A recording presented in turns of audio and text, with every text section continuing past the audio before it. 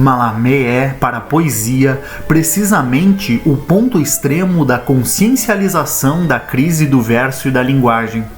Não é possível chegar ao novo sem passar por esse cabo das tormentas e ou da esperança da poesia,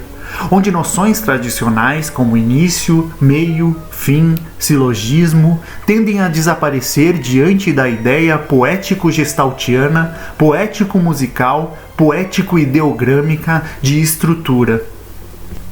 Mário Faustino, jornalista, crítico literário e poeta brasileiro, em 1957 escreveu que, olhando para um mundo infame como é o nosso, Rimbaud, que o rejeitava, reagiu rejeitando também a própria poesia. Mallarmé, que o rejeita, reage refugiando-se na poesia. Em todo um século, ninguém é mais poeta, ninguém celebra e personifica mais que ele a dignidade, a nobreza, a divindade da poesia. Ninguém faz tanto da poesia um instrumento, um meio e uma justificação de existir. Ninguém se aproxima tanto quanto ele do peites grego, do que faz. Seus poemas são atos e são coisas, não apenas celebrações, elogios, louvores ou censuras ou lamentos. São novas maneiras de ser das palavras e das coisas.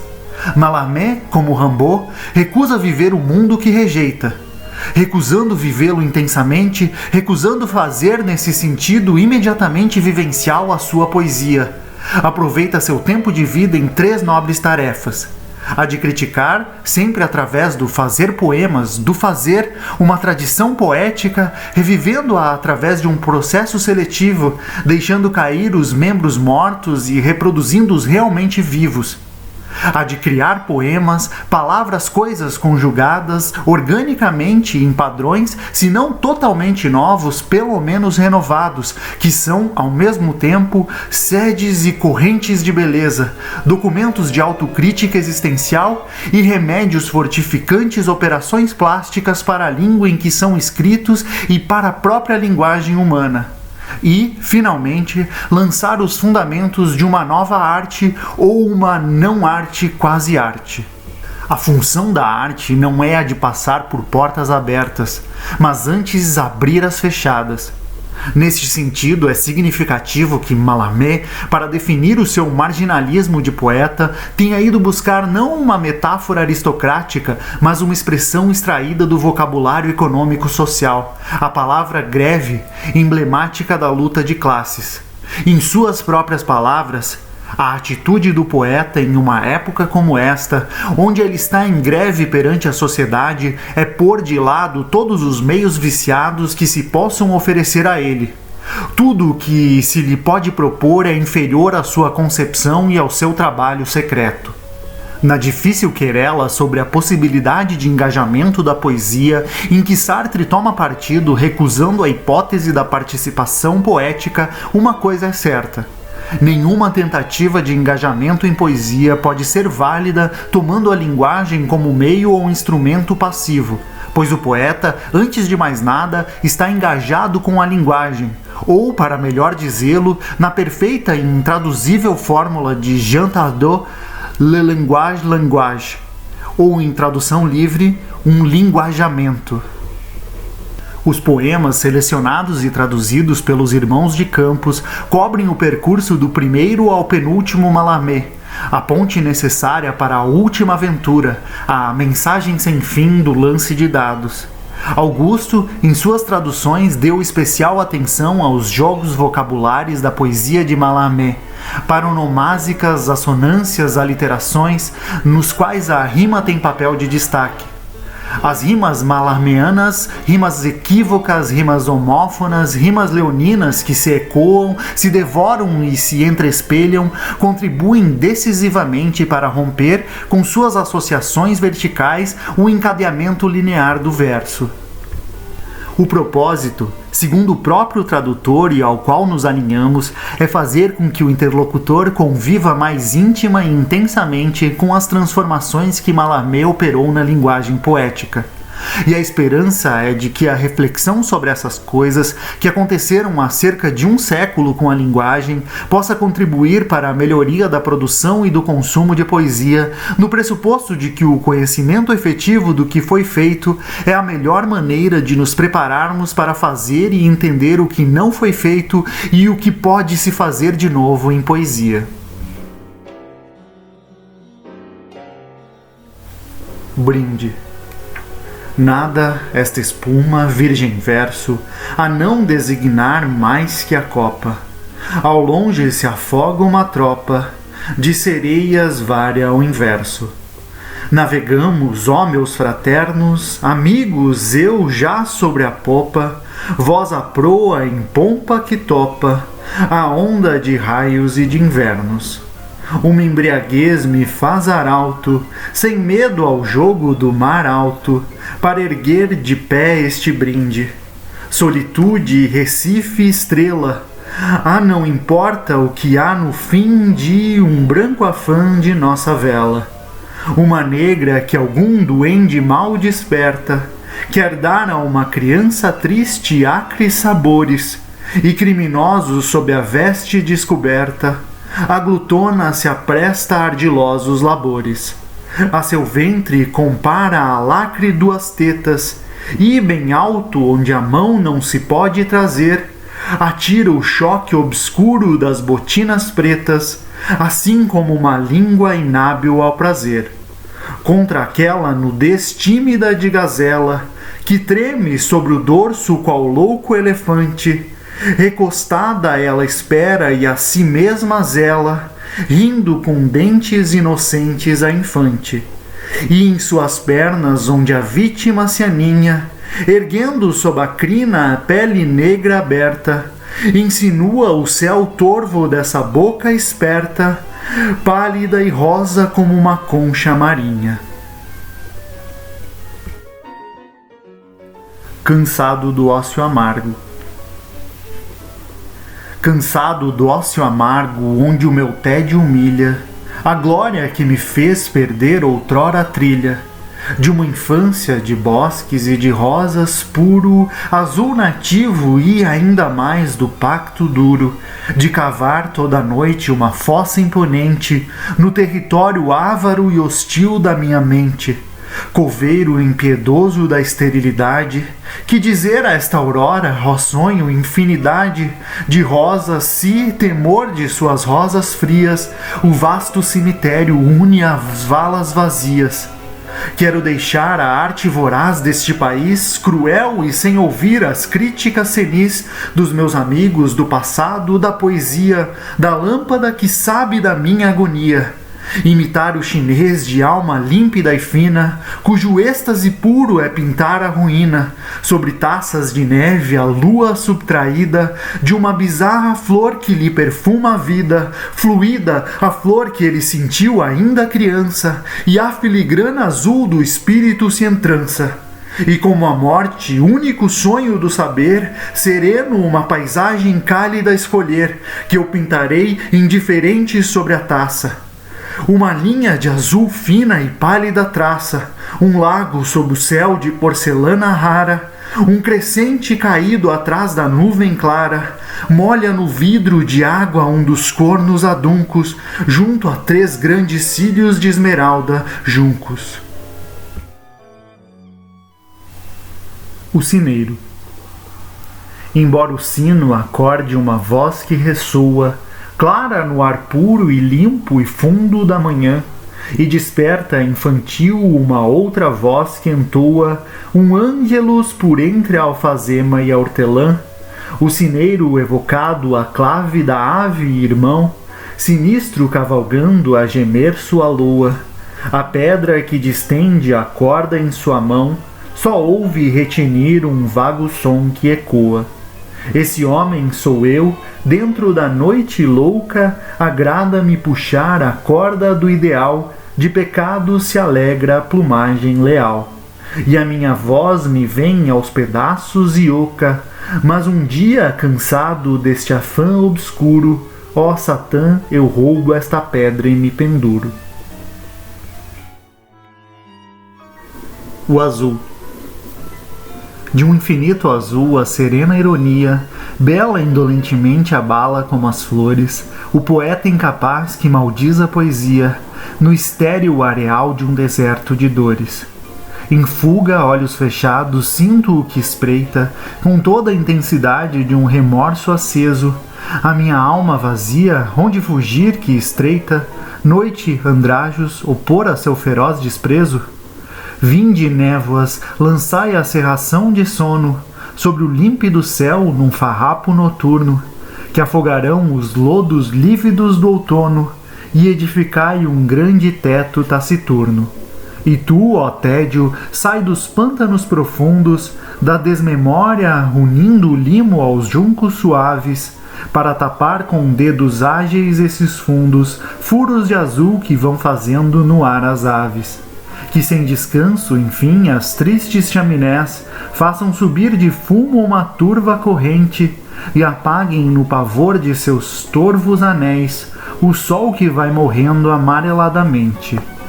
O céu é morto, vem e concede, ó matéria, o ouvido do ideal cruel e do pecado a um mártir que adotou o leito de miséria, ao rebanho feliz dos homens reservado, pois quero, desde que meu cérebro vazio, como um pote de creme inerme ao pé de um muro, já não sabe adornar a ideia desafio, lúgubre bocejar até o final obscuro. Em vão, o azul triunfa e canta em glória, dentro dos sinos, sim, faz-se voz para suspender-nos no terror de sua vil vitória, rompendo o metal vivo em ângelos de luz. Ele rola na bruma, antigo, lentamente, galga a tua agonia e como um gládio açulca, onde fugir, revolta pérfida o impotente, o azul, o azul, o azul, o azul, o azul, o azul. Brisa marinha.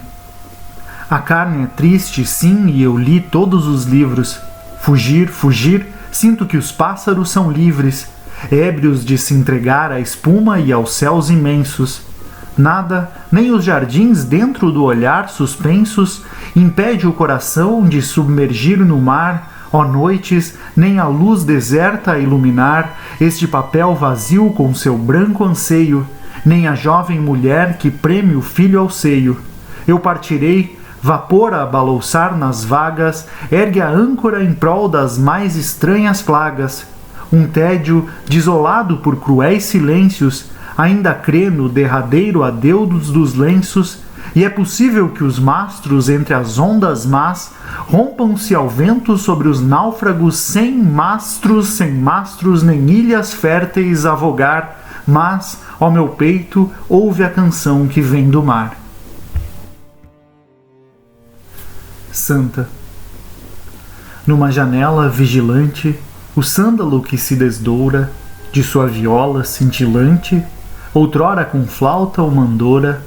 a santa pálida perante o velho livro que se escoa do Magnificat volante, outrora em vésperas inoa, na vidraria de ostensório que a harpa noturna do anjo plange das suas asas de velório para a delicada falange, com que, sem sândalo afinal, e sem velho livro ela vence-o, a plumagem instrumental, som, a música do silêncio. Leque de Madame Mallarmé. Tendo como pôr linguagem só este abanar ao céu, vai-se o verso ainda miragem do recanto onde nasceu.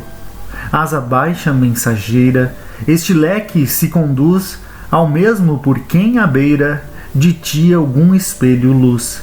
límpido, no qual desliza, perseguido em cada grão, um fim de invisível cinza, única sem solução, para sempre ele apareça em tua mão que não cessa. Outro leque de Mademoiselle Mallarmé. Ó sonhadora, por quem plano, num puro gozo sem timão, sabe, por um sutil engano, guardar minha asa em tua mão. Uma aragem de entardecer te vem a cada movimento, preso que faz retroceder o horizonte suavemente, Vertigem, eis que se detém o espaço como um grande beijo, que por nascer para ninguém não soma ou some o seu desejo. Sente esse paraíso louco como um sorriso que sossobra do fim da boca escoar um pouco no fundo da unânime dobra. O cetro das areias rosas, quietas nas tardes de ouro é este branco vôo fechado que pousas contra o fogo de um bracelete. Folha de álbum. De repente, como por jogo, Mademoiselle que declaras querer despertar um pouco o som de minhas flautas raras. Este ensaio que já começa a uma paisagem anteposto só se resolve quando cessa para te olhar em pleno rosto. Sim, o vão sopro que sofreio até o último limite em meus dedos dormidos seio, escasso para que ele imite, tão claro e natural a soar, teu riso em flor que abraça o ar. O vendedor de alho e cebola. A insipidez da visita, com alho posso depô-la, a elegia ao choro hesita, pouco se eu corto a cebola. A vendedora de roupas. O olho vivo com que vês, até o seu conteúdo, me aparta de minhas vestes e como um deus vou desnudo. A tumba de Edgar Poe. Tal que a si mesmo, enfim a eternidade o guia, o poeta suscita com o gládio erguido, seu século espantado por não ter sabido que nessa estranha voz a morte se insurgia. Viu o sobressalto de Hidra ante o anjo que urgia um sentido mais puro às palavras da tribo. Proclamaram bem alto o sortilégio atribuído à onda sem honra de uma negra orgia. Do solo e céu hostes, ó dor, se o que descrevo, a ideia sob não esculpir baixo relevo, que ao túmulo de Poe luminescente indique, calmo bloco caído de um desastre obscuro, que este granito ao menos seja eterno dique aos voos da blasfêmia esparsos no futuro. Há só tensão de ir além de uma Índia em sombras e sobras, seja este brinde que te rende o tempo, cabo que ao fim dobras, como sobre a vela da nave, mergulhando com a caravela, espumante a ave, da novidade sempre vela, a cantar com monotonia, sem jamais volver o timão, uma jazida ali à mão, noite demência e pedraria, que se reflete pelo casco ao rígido pálido de Vasco.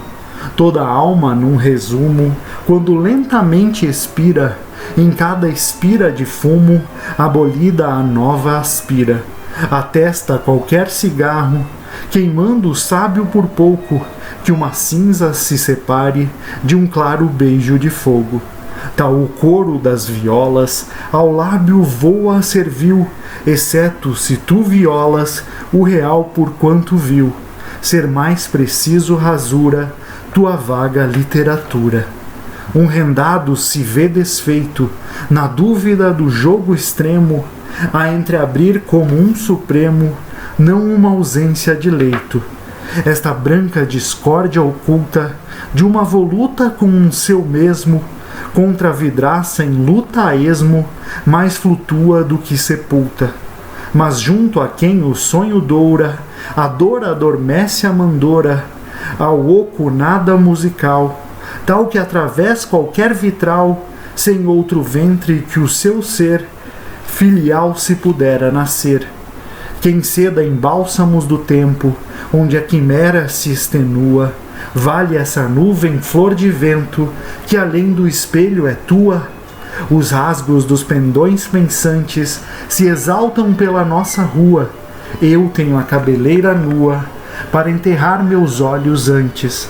Não, esta boca não apura, um paladar na mordedura, enquanto o principesco amante no principal tufo não faça expirar como um diamante a voz das glórias que amordaça. Ante a opressão da nuvem mudo, baixa de basalto e de lavas, até mesmo aos ecos escravos, por uma trompa sem virtude. Que sepulcral naufrágio, sabes, espuma-se bem que o Babis, suprema una entre os destroços, aboliu o mastro só ossos. Ou o que, furibundo falta, de alguma perdição alta, todo o abismo aberto a vogar, nesse tão branco fio que enleia, avaramente há de afogar um flanco infante de sereia. L'après-midi d'un faune. Se o processo estocástico se define como uma aproximação gradativa a uma mensagem desconhecida a partir dos dados de um código conhecido, como quando se observa a projeção de um slide partindo-se de um desfoque máximo para um foco otimizado, a busca neste caso é pela anti-estocástica de um poema. Assim como em certos quadros cubistas, a paisagem signo parece recompor-se ou ganhar definição real se olharmos a obra de olhos semicerrados, assim Mallarmé trabalhou o seu L'après-midi d'un faune, partindo, e ao longo de 10 anos de esforços, da determinação para a indeterminação, sendo esta a determinação final de sua luta pela conquista do impreciso, a determinação da indeterminação. Além da latência, o que se pode ainda observar de particularmente notável é que o requinte da sintaxe estruturada hipoteticamente, eludindo enunciados claros e bem recortados, se dissolve e resolve numa composição paratática de cintilações musicais, simultaneizando o linear como um fio multilus color que se enrolasse em espiral e faiscasse. Foi o que viu, com razoável exatidão impressionista, o poeta Francis James, que assim disse ser cegante a claridade deste poema. A sintaxe dos 22 primeiros versos é a mais pura e a mais exata que um escritor já edificou.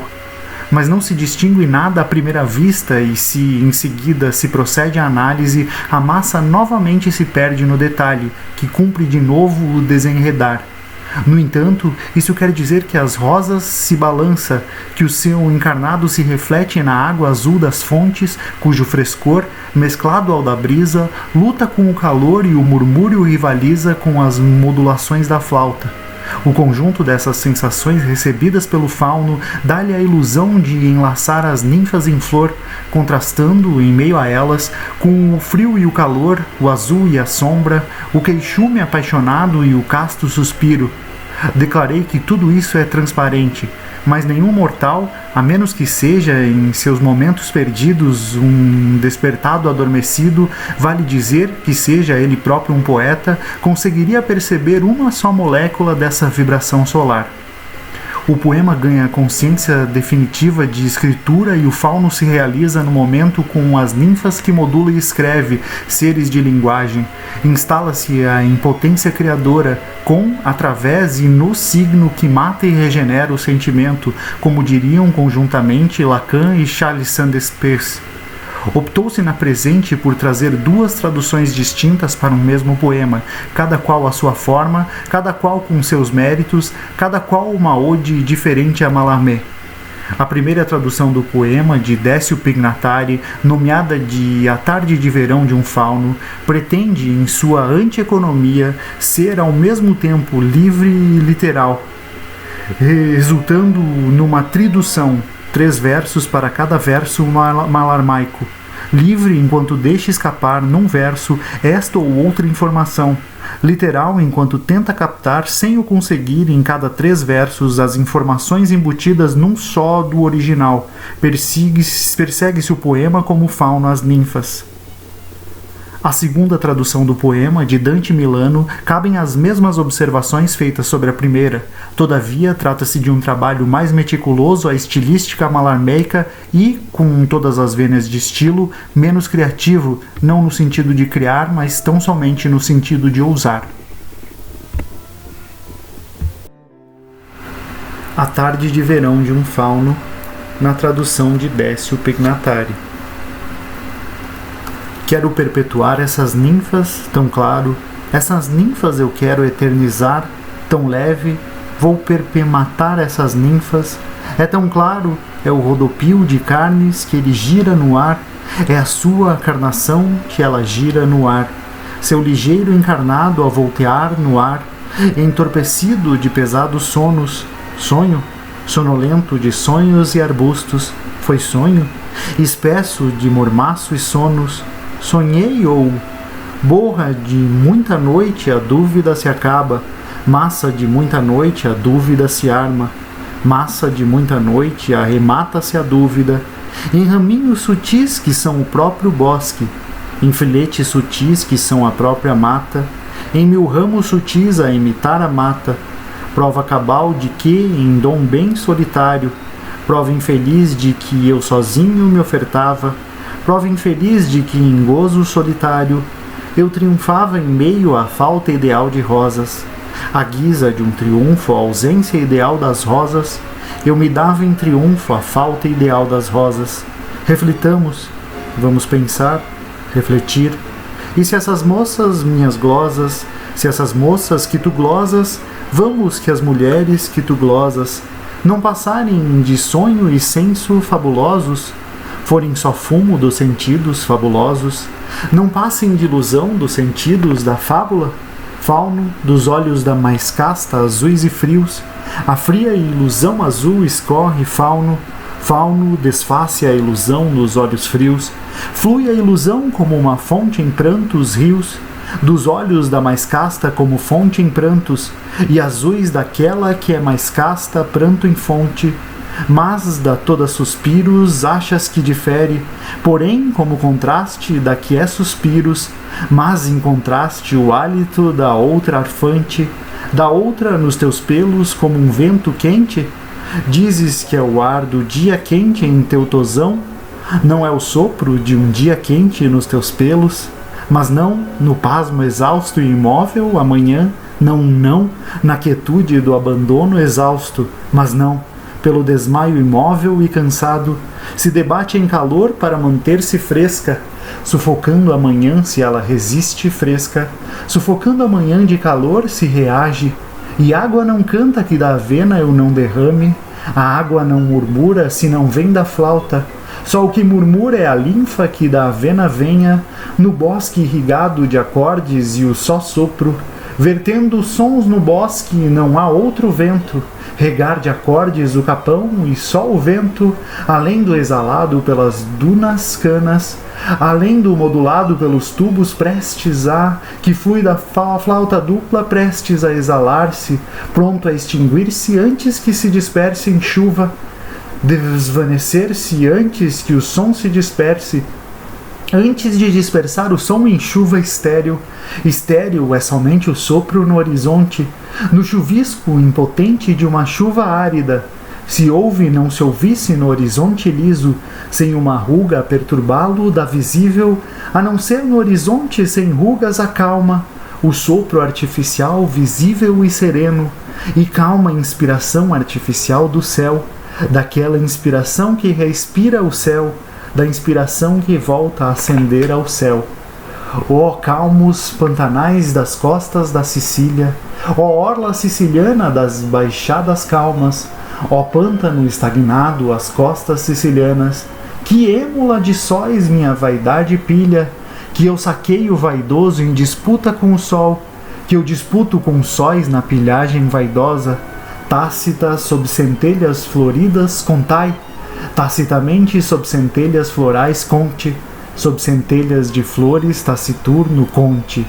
que aqui eu cortava os caniços domados, que aqui com arte e engenho vinha eu domar, que eu costumava aqui cortar caniços ocos, pelo talento quando no ouro azul dos longes, caules ocos no glauco ouro de longicos, com meu talento e era no ouro azul de longes, as fontes os vergéis ofertavam suas vinhas, verdes oferecendo as fontes as videiras, verdes as fontes dedicando seus vinhedos, e ondulavam um brancor animal em repouso, vendo o branco ondular um repouso repouso animal, uma animal brancura ondulando em sossego, e que ao lento prelúdio onde nascem as flautas, e que ao prelúdio lento em que nascem as flautas, e que ao lento prelúdio das varas de visgo, este arroubo de cisnes ou náiades foge, este voo de cisnes, náiades se esquiva, esses signos no ar, mulheres ludibriam, ou mergulha, ou emerge, ou afundam. Arde a tarde inerte na hora fulva, incêndio inerte na hora fulva, inerte a tarde na hora rubra, sem um sinal das artes pelas quais partiram, sem traço da arte combinada que desfez, sem traço da arte vária pela qual fugiu, tantos ímens sonhados por quem busca o lá, tanta núpcia ansiada por quem busca o lá, o excessivo himeneu de quem procura o lá. Despertarei então a devoção primeira, assim vou retornar ao meu primeiro voto, então rejuvenelho no ardor primevo, ereto e só sob um fluir de luz antiga, de pé e só sob uma luz que flui de outrora, direito e só sob um fluir velho de luz, lírio e um de vós todos pela ingenuidade, leia pela engenhosidade um só devoto,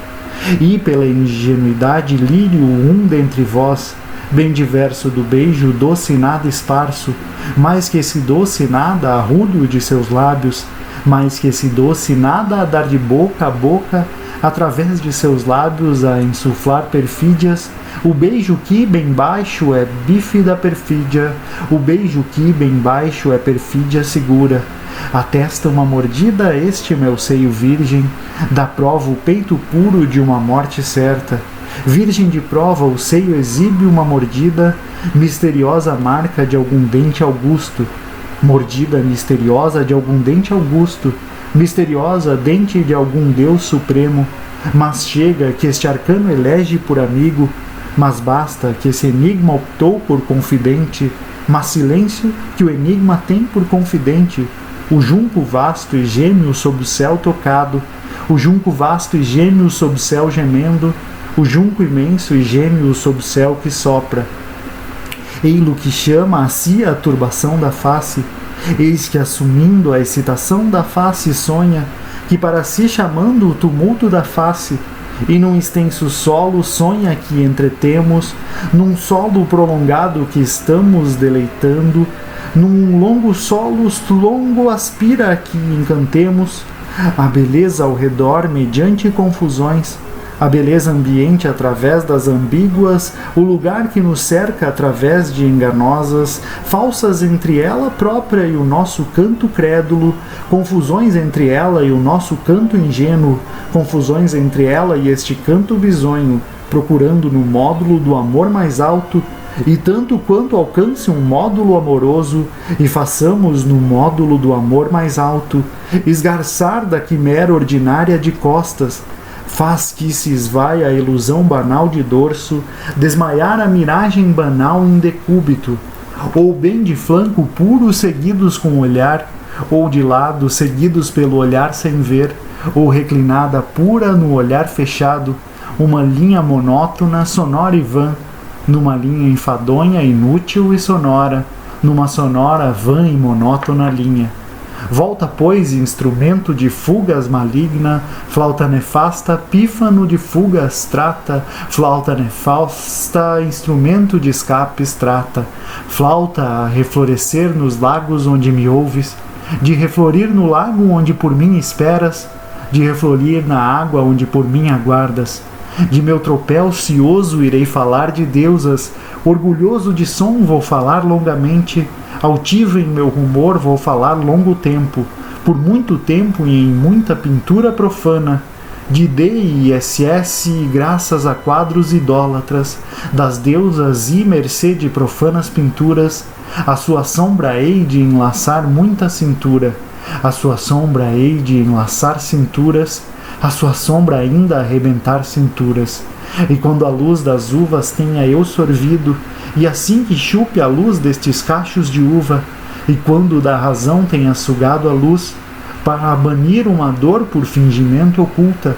afastando em pesar pela astúcia esquecido, banido um dissabor por fingimento oculto, ridente elevo ao céu do estio os bagos murchos, gozador ao verão do céu oferta os bagos, ergo ao céu com sarcasmo o cacho esvaziado, e soprando as bexigas radiosas sedento, e soprando nas peles translúcidas ávido, e enchendo de ar bagos de luz ávido e ébrio, de embriaguez contra a luz os contemplo bêbado, e ébrio fico olhando através a noite, de través os contemplo até o cair da noite. Reinspiremos ninfas memórias diversos, ninfas vamos inflar recordações diversas, reavivemos ninfas lembranças diversas. Pelos juncos o olhar violava as colinas, varejava nos juncos meu olho uma a uma, pelos juncos meu olho espiava as colinas. Imortais que na onda afogam o cautério, as curvas imortais no refrigério da onda, imortais que afogam na onda a queimadura, no céu da mata desfechando um impropério, irados gritos contra a abóboda da mata, soltando gritos de ira contra o céu da mata, e o banho esplêndido de pelos se dilui, os mais esplêndidos cabelos esvaindo-se, e o banho esplendoroso dos cabelos some, em calafrios e claridades pedrarias, em claros calafrios de raras pedrarias, em pedrarias de faíscas e tremores. Precipito-me e eis a meus pés enroscadas, corro e vejo a meus pés enlaçadas doridas, lanço-me e vejo ali entre juntas e langues, langorosas aurindo esse mal de ser dois, do gostado langor desse mal de ser dois, melancolia doce do mal de ser dois, duas carnes dormindo entre os braços do acaso, as dormidas dormindo entre seus próprios braços, adormecidas sós as ninfas aos abraços, empolgo-as sem desvencilhá-las e me arranco, sem desfazer o enlace arrebato-as e alcanço, sem desuni-las arrebato-as e encontro, rumo a este alcatife odiado pela frívola, ao canteiro que a sombra leviana odeia, o canteiro de rosas assédio de sombras, sombra de rosas desperfumando-se ao sol, de rosas exaurindo todo ardor ao sol, maciço de perfumes a fundir-se ao sol, para esse embate igual ao dia que se consome, e ali o nosso embate ao dia que finda iguala, onde o nosso prazer junto com o dia acabe. Eu te adoro, furor de virgem, ó delícia, ira das virgens eu te adoro, ó delícia, ó cólera das virgens eu te adoro, gozo, feroz do fardo nu e sagrado que se esquiva, feroz do fardo nu e sagrado que desliza, selvagem desta carga nua que se insinua, fugindo a boca em água ardente quando um raio, para fugir a boca em fogo e sede como para fugir a boca em fogo como um raio. Faz tremer o temor mais secreto da carne, um raio treme a via secreta da carne, sobressalta-se o medo em segredo na carne, dos pés da desumana ao coração da tímida, dos pés da inumana ao coração da tímida, dos pés da desumana ao peito da mais tímida. Pela inocência abandonada, ora úmida, que a pureza abandonada, orvalhada por ora por, a inocência abandonando a ambas úmida, de pranto doido ou de vapores mais alegres, lágrimas tristes ou não tristes vapores, de pranto solto ou de suores menos tristes. Meu crime é o de abrir com beijos o tufo, meu crime foi de ter contente de vencer, meu crime é o de haver alegre por vencer. E surto que tão bem mantinha um Deus cerrado, um medo insidioso aberto ao meio o bosque, temores infiéis partido ao meio a moita, pois mal me dispunha a esconder um riso ardente, desgrenhado que os deuses guardavam ciosos,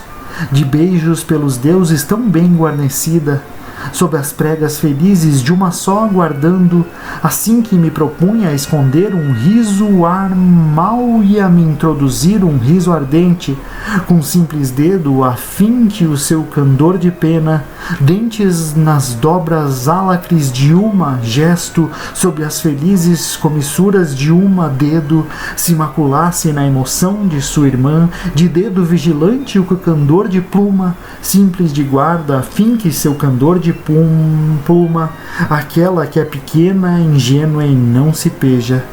se tinja na emoção de sua irmã que brilha, se contamine ao frêmito da irmã que inflama, que de meus braços moles por delíquios vagos, guardando a pequenina ingênua e que não cora, a pequenina ingênua e que não enrubesce, liberta-se essa presa para sempre ingrata, já de meus braços vagamente amolecidos, que de meus braços moles por incertas mortes, sem pena do soluço ainda em mim cativo, escapa-me essa presa para sempre ingrata, a presa para sempre ingrata se liberta. Sem piedade de mim, na ebriez do soluço, sem pena do queixume ainda a enebriar-me, tanto pior ao gozo hão de levar-me outras, azar hão de arrastar-me outras ao prazer, felicidade e paciência virão outras, emaranhado suas tranças nos meus cornos, as tranças amarrando aos chifres desta fronte, aos cornos desta fronte emaranhar as tranças, tu sabes, vida minha, púrpura e madura, minha vida é assim, já madura e vermelha, minha paixão, tu sabes que madura e rubra, toda romã explode em abelhas murmura, toda romã estala em zumbidos de abelhas, toda granada explode em murmúrios de insetos, e o sangue é namorado de quem vai colhê-lo, e o nosso sangue preso a quem vai possuí-lo, e o nosso sangue amante de quem vai sugá-lo, escorre pelo eterno enxame de desejo. Corre por todo o enxame eterno do desejo, corre por todo o eterno enxame do desejo.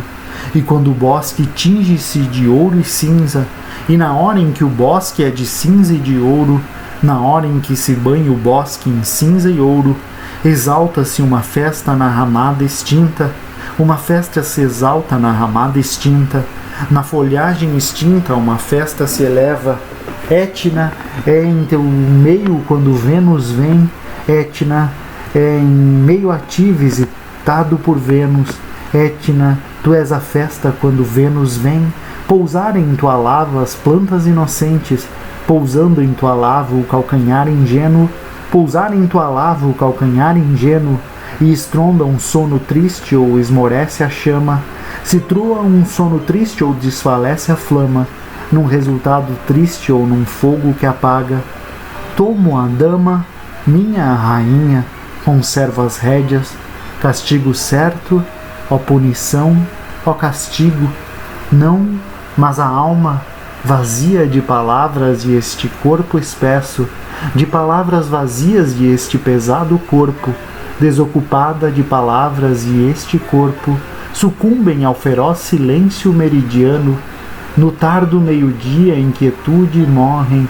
tarde sucumbem ao silêncio meridiano, sem mais dormir no esquecimento da blasfêmia, o que resta é dormir no ouvido da blasfêmia, sem mais cumpre dormir e afugentar a injúria, na areia ressupino e sedento e sequioso, jazendo sobre a areia alterado e amando, sobre a areia sedenta a jazer e a gosto, de abrir a boca ao astro eficiente dos vinhos, oferecer a boca ao astro audaz dos vinhos, ao eficaz astro do vinho abrir a boca.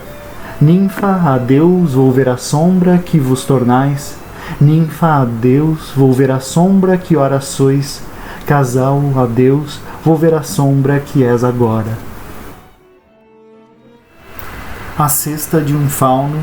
na tradução de Dante Milano. Estas ninfas eu quero perpetuar, tão leve, o seu claro rubor que um volteio descreve, no ar dormente e denso de sono, a meio um sonho,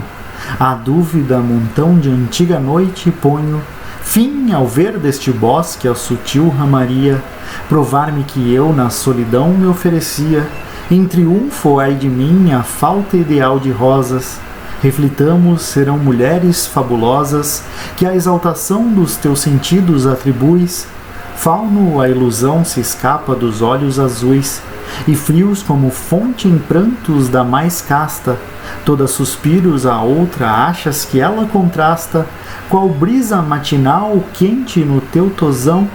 mas não no laço espasmo e na sufocação, do calor que a manhã combate não murmura, água se não averte a minha flauta pura, de acordes e rorando o bosque o único vento, pronto a exalar pelos dois tubos seu alento, antes que em chuva árida espalhe os sons em fuga. É no horizonte que não frisa uma só ruga, o visível sereno sopro artificial, da inspiração que ao céu retorna, ó Pantanal siciliano cuja orla sossegada e vasta, rival dos sóis a minha vaidade devasta, tácito num florir de 1000 centelhas conta, que eu um caniço aqui talhando a flauta pronta, feita com arte, eis o ouro glauco dos revedos, distantes dedicando à fonte seus vinhedos,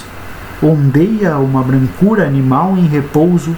ao lento preludiar do caniço o gracioso, voo de cisnes, não de náiade se assusta, foge ou mergulha, tudo ferve na hora adusta, sem que se possa ver onde se esconderá, tanto Himeneu cobiça de quem busco lá, então despertarei nos primeiros fervores, hirto e só sob uma onda antiga de esplendores, lírios e a um deles igual a mesma ingenuidade, não o doce nada que de seus lábios se evade, o beijo suave que perfídias assegura, meu peito antes intacto, a testa a mordedura, misteriosa devida a algum augusto dente, mas basta, arcano tal busca por confidente, o cálamo que sob o azul ressoa quando, da face para si a turbação desviando, sonha num solo longo ir assim distraindo, a beleza em redor, a ela e a nós confundindo, no engano que o nosso canto dissimula, e fazer, no tom em que o amor se modula, desvanecer-se do habitual sonho de lado, ou de costas ao meu olhar semicerrado, uma sonora, vã e monótona linha. Busca, pois, instrumento das fugas maligna, siringe reflorir nos lagos me aguardando. Fero do meu rumor continuarei falando dessas deusas e por idólatras pinturas, as suas sombras hei de arrancar as cinturas. Assim das uvas ao sorver a claridade, para a mágoa banir fingindo a lacridade, rindo ergo ao céu estivo o meu cacho vazio, soprando as peles luminosas me nebril, até o anoitecer olhando através delas. Ninfas ressoprarei outras lembranças belas, meu olhar dardejava entre os juncos um bando, de colos imortais seu ardor mergulhando, nágua com gritos de ira até o céu da floresta, no banho imergem-se as cabeleiras em festa, entre frêmitos e brilhos, ó pedrarias, corro e duas surpreendo enlaçadas, pungia-as o lânguido sabor do mal de serem duas, sonolentas os braços soltos e assim nuas, eu as rapto sem as desenlaçar e em meio a um maciço da fútil sombra odiado cheio de rosas cujo aroma o sol ardendo inala, a nossa festa ao dia incendido se iguala. Adoro a cólera das virgens, ó delícia, feroz do sacro fardo nu que com malícia foge ao meu lábio em fogo ao absorver-lhe tal um relâmpago íntimo frêmito carnal, dos pés da desumana ao coração da tímida, entregando de vez sua inocência úmida, de lágrimas e de menos tristes vapores. Meu crime foi, feliz de vencer os temores, fingidos apartar o tufo desgrenhado de beijos que os deuses guardavam bem trançado, pois apenas fui ocultar um riso ardente entre as pregas sutis de uma delas somente, com um dedo a outro retendo em seu candor de pluma, tingida do fervor que acende a irmã nenhuma, vergonha enrubescendo a ingênua ao ver agrados de meus braços por vagas mortes extenuado. Aquela presa eterna ingrata se livrava, sem pena do soluço em que o ébrio ofegava. Tanto faz que ao prazer outras me arrastem pelos chifres atados às pontas dos seus cabelos. Sabes, minha paixão, que purpúrea e madura cada romã explode e de abelhas murmura, e o nosso sangue a quem o atrai se dá sem pejo e flui com todo enxame eterno do desejo. Na hora em que o bosque de ouro e de cinza se esmalta, na folhagem extinta uma festa se exalta. Etna é sobre o teu chão visitado por Vênus, pousando em tua lava os brancos pés ingênuos, quando ronca um som triste ou a chama se acalma. A deusa, certo é o castigo, ó não a alma.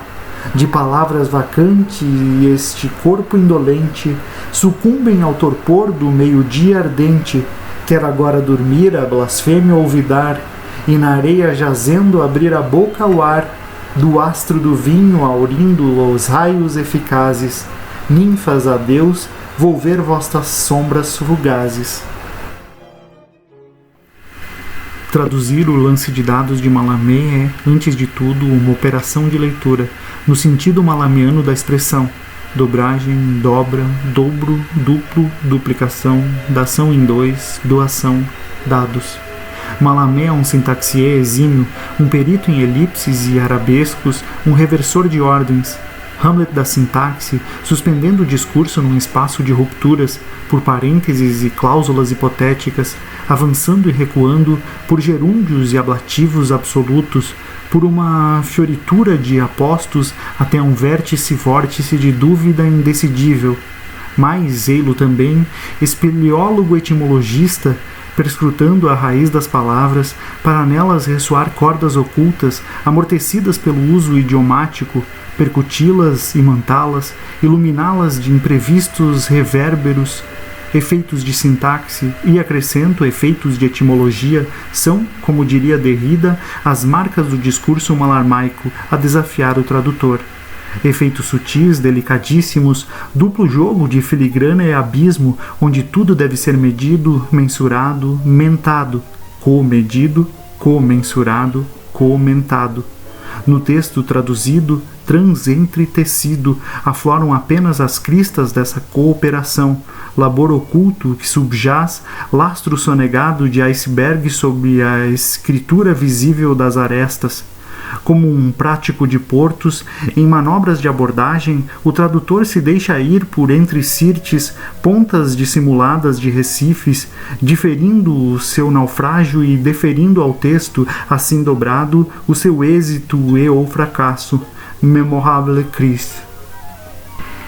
Os espaços brancos com efeito assumem importância, agridem de início. A versificação os exigiu como silêncio em derredor, ordinariamente até o ponto em que um fragmento, lírico ou de poucos pés, ocupe no centro o terço mais ou menos da página. Não transgrida essa medida, tão somente a disperso.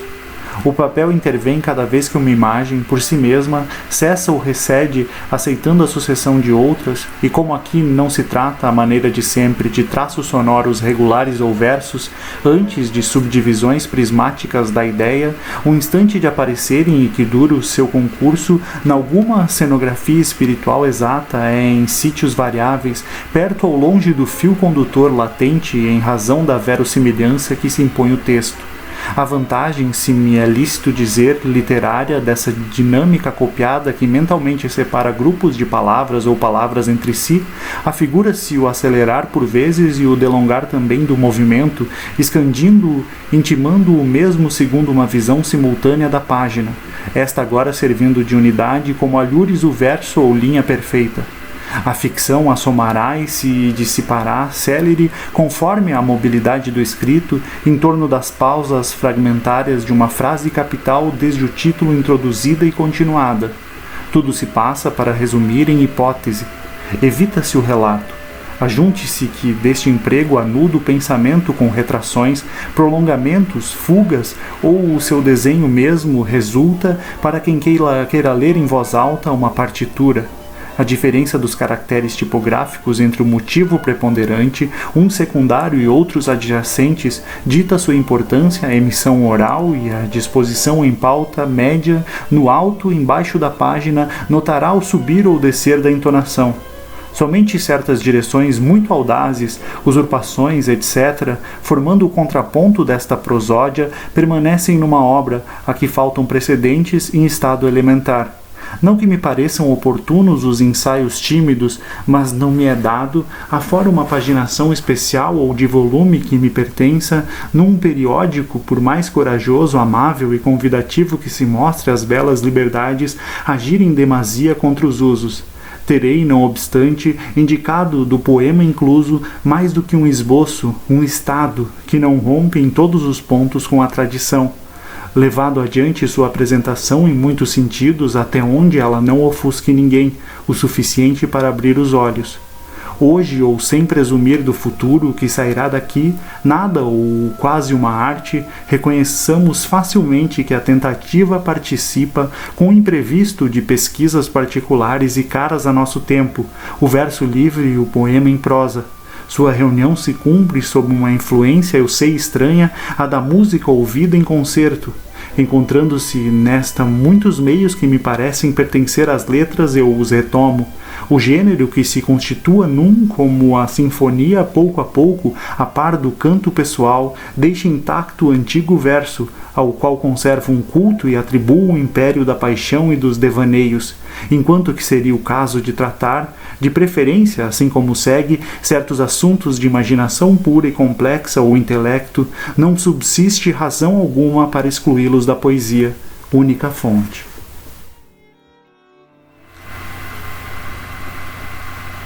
Jamais, mesmo quando lançado em circunstâncias eternas, do fundo de um naufrágio, seja que o abismo branco, estanco, iroso, sob uma inclinação, plane desesperadamente de asa a sua, de antemão retombada do mal de alçar o vôo, e cobrindo os escarcéus, cortando cércios saltos, no mais íntimo resuma, a sombra infusa no profundo por esta vela alternativa, até adaptar a envergadura suiante profundeza enquanto casco de uma nau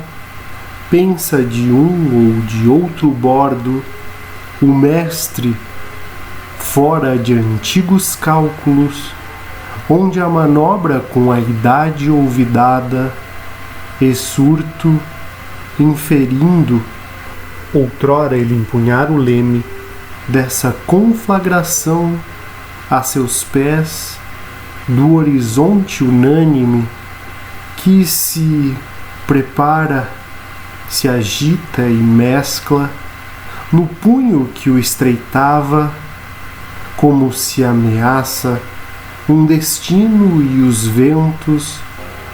o único número que não pode ser um outro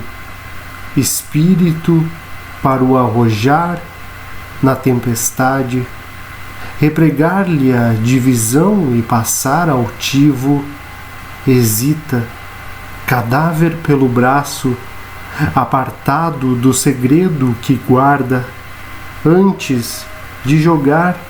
maníaco encanecido, a partida, em nome das ondas, uma invade a cabeça,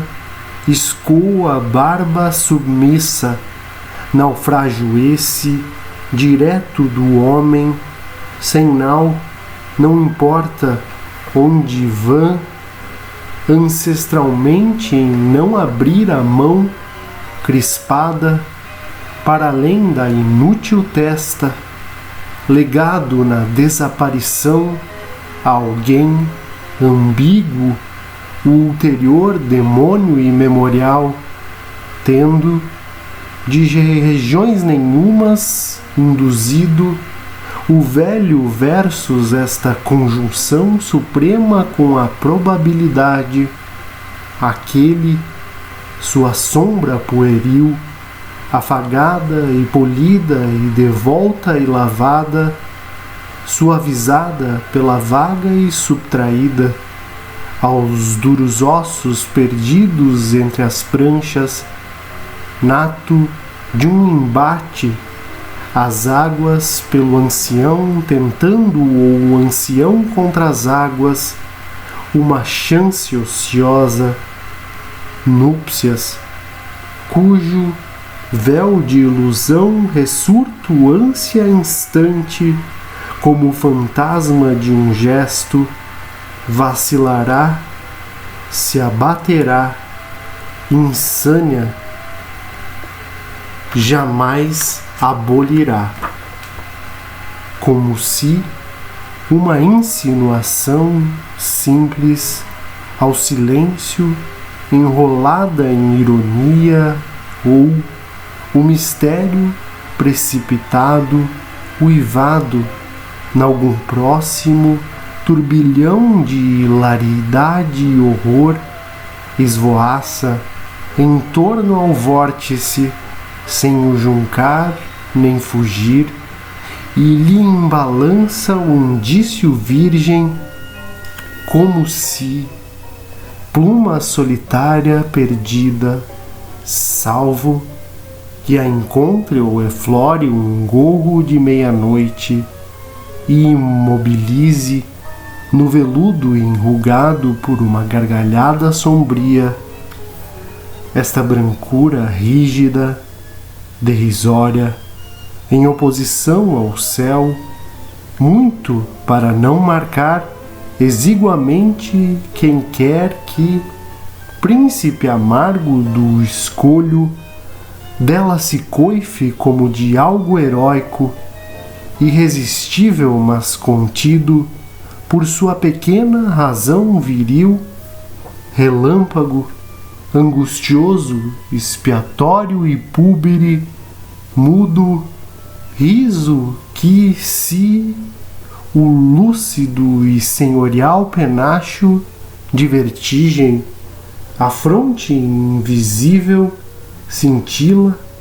então sombreia uma estatura frágil, tenebrosa, ereta, em sua torção de sereia, o tempo de esbofetear com impacientes escamas últimas, bifurcadas, uma rocha, solar falso, de súbito, evaporado em brumas, que chantava um marco no infinito, fosse êxito estelar, o número existiria diverso da alucinação esparsa da agonia, começaria e cessaria, surgindo assim negado e ocluso quando aparente, enfim, por alguma profusão expandida em raridade, cifrar-se-ia, evidência da soma por pouco una, iluminaria, seria pior, não mais nem menos, indiferentemente, mas tanto quanto o acaso. Cai a pluma, rítmico suspense do sinistro, sepultar-se nas espumas primordiais, de onde há pouco sobressaltara seu delírio a um cimo fenecido pela neutralidade idêntica do abismo, nada da memorável crise, ou se houvesse o evento cumprido em vista de todo o resultado nulo, humano, terá tido lugar. Uma elevação ordinária verte a ausência, se não o lugar, inferior marulho qualquer como para dispersar o ato vazio, abruptamente que senão, por sua mentira, teria fundado a perdição nessas paragens do vago onde toda a realidade se dissolve, exceto a altitude, talvez tão longe que um local se funde com o além, afora o interesse quanto a ele assinalado em geral, segundo tal obliquidade por tal declive de fogos, versus deve ser o setentrião também norte, uma constelação fria de ouvido e desuetude, não tanto que não enumere sobre alguma superfície vacante e superior o choque sucessivo sideralmente de um cálculo total em formação, vigiando, duvidando, rolando, brilhando e meditando, antes de se deter em algum ponto último que o sagre, todo pensamento emite um lance de dados.